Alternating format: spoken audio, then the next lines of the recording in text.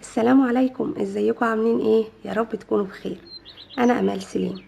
هعمل معاكم النهارده الوافل بدون ماكينه. هنعمله بطريقه بيرفكت جدا. لو عايزه تحصلي على نتيجه ممتازه والوافل يكون طعمه ممتاز معاكي، تابعيني وتعالي نشوف هنعمل ايه مع بعض النهارده. ولو عجبك الفيديو ما تنسيش لايك وشير للفيديو وتسيبي لي رايك في الكومنتات. ولو اول مره تدخلي القناه يا ريت تعملي اشتراك في القناه وتضغطي زر الجرس علشان توصلك وصفاتي.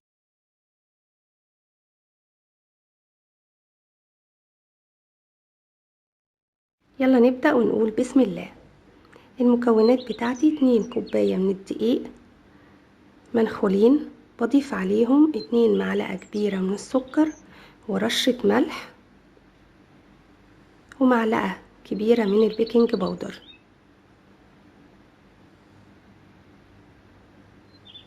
وبقلبهم كويس.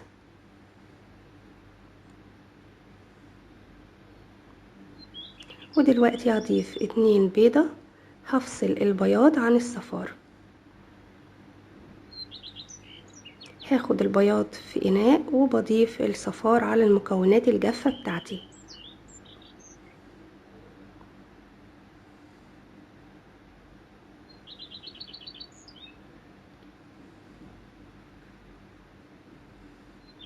هسيب البياض دلوقتي وارجع للمكونات الجافة بتاعتي اللي حطيت عليها 2 من صفار البيض. هضيف عليها نص كوباية زيت ومعلقة فانيليا و2 كوباية من اللبن،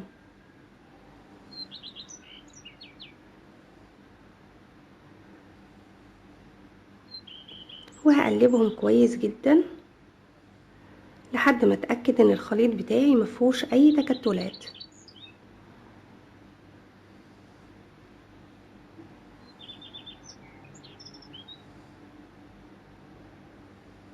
هرجع دلوقتي لبياض البيض، هضربه كويس جدا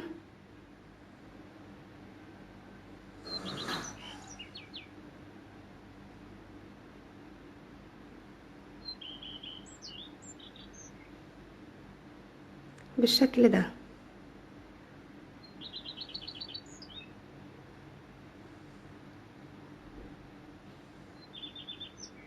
دلوقتي هنزل بياض البيض على الخليط بتاعي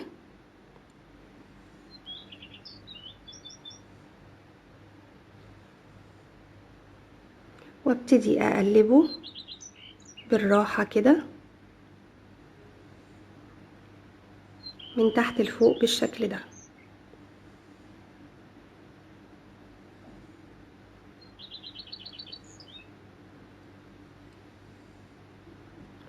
فصل البياض عن الصفار هيديكي نتيجة ممتازة جدا. هيطلع الوافل بتاعك فلافي كده وطعمه ممتاز جدا، وحتى العجينة بتاعته من جوه هتلاقيها بيضة قوي وهشة جدا.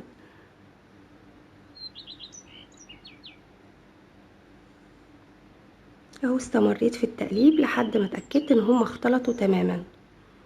دلوقتي هجيب قالب السيليكون بتاعي وهدهنه بالزيت كويس، وخاصة المربعات دي من فوق، واحط القالب بتاعي في صينية وابتدي انزل الخليط بتاعي. كل واحدة تقريبا خدت حوالي 3 معالق الا ربع من معلقة الايس كريم. انتي بتمليها لحد ما تغطيها تماما، بس برضو مش هتكتري قوي على اساس هو بينتفخ كده زي الكيك. اهو يدوب انا بغطي كده الوش بالشكل ده. دخلتها الفرن، خدت على فكرة بالنسبة للفرن بتاعتي حوالي نص ساعة. بتطلعيها بتطلع بسهولة زي ما انتي شايفة كده. تكوني طبعا مسخنة الفرن قبل دخول الوافل. بالنسبة لي انا زي ما قلتلك في الفرن بتاعتي اخدت نص ساعة. انتي المطلوب منك ان تشوفي درجة الاصفرار من فوق تبقى ذهبي زي ما شفتيها كده عشان تحصلي على النتيجة اللي قدامك دي. وادي الوافل اهو بعد ما طلعته بستنى يبرد شوية كده حاجة بسيطة وابتدي اطلعه. ده ايس كريم فانيليا كنا عملناه مع بعض، هو وايس كريم الشوكولاته. هسيب لكم الرابط بتاعه اسفل الفيديو. ابتديت احط الايس كريم بالشكل ده وازينه بالشوكولاته.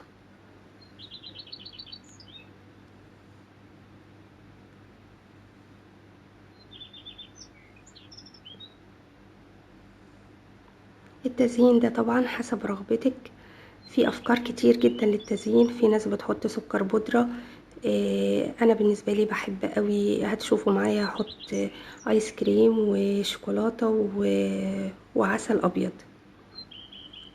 لكن الافكار كتير جدا، في ناس بتحط فواكه، في ناس بتحط عسل ابيض، في شوكولاته، في حشوه فراوله، اي نوع صوص بتحبيه، كل ده بينفع مع الوافل.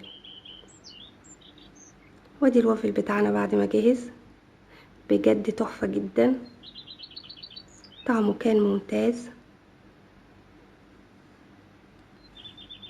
جربيه هيعجبك باذن الله. ولو عجبك الفيديو النهارده ما تنسيش لايك وشير للفيديو وتسيبي لي رايك في الكومنتات. ولو اول مره تدخلي القناه يا ريت تشتركي في القناه وتفعلي زر الجرس علشان توصلك وصفاتي. بحبكم في الله. امال سليم.